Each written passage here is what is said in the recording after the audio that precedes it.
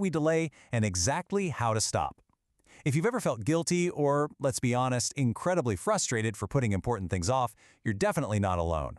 It's something pretty much all of us wrestle with, yet we rarely stop to actually explain the mechanics behind it. So we're going to explain the biological truth behind this behavior and unpack exactly why your mind operates the way it does. Because understanding this, it's not just about getting more done. It's about freeing yourself from that constant nagging cycle of guilt. Let's start making sense of it. Part 1. The Distraction Dilemma. Okay, let's dive into this. You ever sit down to do something important? I mean, we've all been there, right? It's a completely universal experience. You clear your schedule, you sit down at your desk, pop open your laptop, and you tell yourself, okay, this is the moment. I'm finally going to tackle this major project. You literally have the absolute best intentions to focus and just get the work done.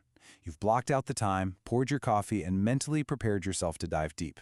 At this exact moment, you genuinely want to be productive. But then, almost like magic, everything else becomes deeply, intensely interesting. Your phone suddenly needs checking, just a quick glance to make sure you didn't miss an urgent message.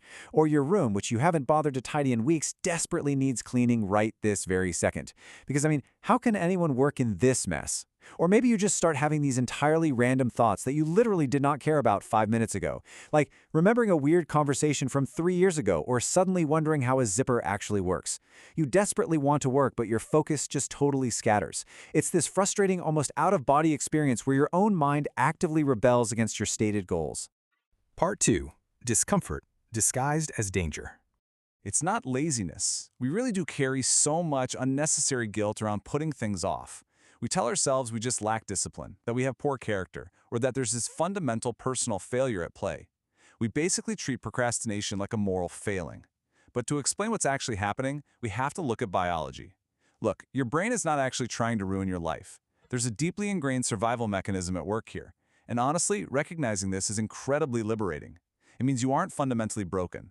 Your brain is just doing exactly what millions of years of evolution taught it to do. What your brain is actually trying to do is just avoid discomfort. To your mind, danger isn't just a physical threat, like, a predator leaping out of the bushes. Danger is absolutely anything that feels difficult or uncertain.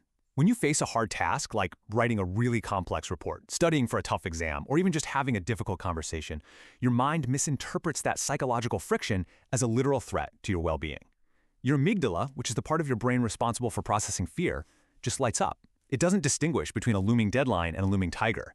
It just senses discomfort and tries its absolute best to protect you from it. And this brilliantly illustrates what happens next. When you sit down to work, you hit a neurological fork in the road.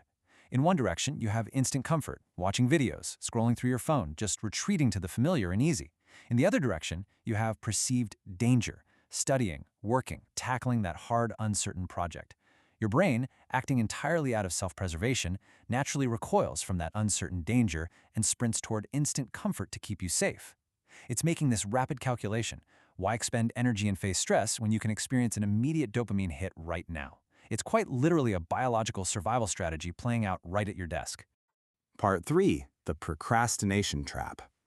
So the crucial point is, your brain doesn't care about your future self. In psychology, this is known as a massive present bias. Our neurological hardware is basically designed to prioritize immediate survival and immediate gratification over long-term benefits. It really only cares about right now. In the immediate moment, watching those videos feels remarkably easier than working. Delaying the work entirely feels totally harmless in the present tense. Your brain effectively views the future you, the one who's going to have to pull an all-nighter to finish the project, as a completely different person. It just passes the buck, optimizing entirely for how you feel in this very second. But here's the twist. Think about what happens after that moment of instant comfort fades. The relief is temporary, but the psychological trap you've just stepped into is incredibly sticky. It feels like you've dodged a bullet by putting the task off, but really, you've just loaded a heavier weapon for tomorrow. Let's slow down for a second and explain exactly what is happening under the surface here, because understanding this hidden loop is the absolute key to finally breaking it. It's this compounding cycle of anxiety that slowly but surely eats away at your peace of mind. Let's walk through this loop together. Step 1, you avoid a task. Step 2, your brain learns, oh, hey, we avoided it and we feel better.